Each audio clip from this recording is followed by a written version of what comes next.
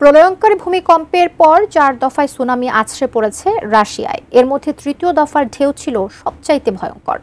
এর মধ্যে রাশিয়ায় সক্রিয় হয়েছে আগ্নেয়গিরি, যার 3 কিলোমিটার উঁচু ছাইয়ের স্তর ঢেকে দিয়েছে আকাশ। অতি শক্তিশালী এমন ভূমিকম্পের পর বিশ্বের বিভিন্ন দেশে সুনামির আশঙ্কা করা হচ্ছে। সেই শঙ্কায় এশিয়ার 4 দেশে সতর্কতা জারি করা হয়েছে। আরও জানাচ্ছেন শেখ ফরিদ।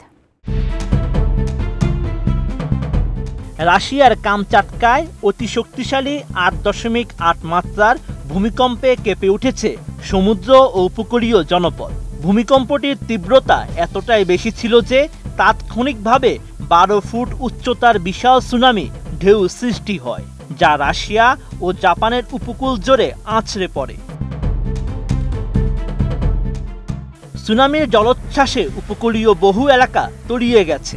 বহু ঘরবাড়ি ও বন্দর সম্পূর্ণ বা আংশিকভাবে পানির নিচে তলিয়ে যায়। রাশিয়া ও জাপানের বহু উপকূলবর্তী এলাকা থেকে জরুরি ভিত্তিতে জনসাধারণকে সরিয়ে নেওয়া হয়। সুনামির পর জাপানের উপকূলে 4টি বিশাল তিমি মৃত অবস্থায় ভেসে আসে, যা সাগরের গভীরে ক্ষয়ক্ষতির সুস্পষ্ট ইঙ্গিত। এদিকে ভূমিকম্পের পরই সক্রিয় হয়েছে রাশিয়ার কামচাটকায় ক্লিউচেভস্কয় আগ্নেয়গিরি। আর এই আগ্নেয়গিরিতে দেখা যায় বড় ধরনের পরিবর্তন। এরই মধ্যে 3 কিলোমিটার উঁচু ছাইয়ের স্তর আকাশে ঢেকে দিয়েছে। যে কোনো সময় লাভার উদ্গীরণ হওয়ার শঙ্কায় আতঙ্কিত ওই অঞ্চলের বাসিন্দারা। বিশ্বমানের থার্মিক্স রড, সালাম স্টিল থার্মিক্স, দেশের একমাত্র থার্মিক্স রড। 30 জুলাই ইন্টারফ্যাক্স সংবাদ সংস্থা জানায়, এখন পর্যন্ত ছাইয়ের স্তম্ভ আগ্নেয়গিরির 58 কিলোমিটার পূর্বে বিস্তৃত রয়েছে। আগ্নেয়গিরিটি চূড়ায় বিস্ফোরকভাবে অগ্ন্যুৎপাত অব্যাহত রেখেছে। সমুদ্র পৃষ্ঠ থেকে 8 কিলোমিটার উচ্চতায় ছাই নির্গমন যে কোনো সময় ঘটতে পারে।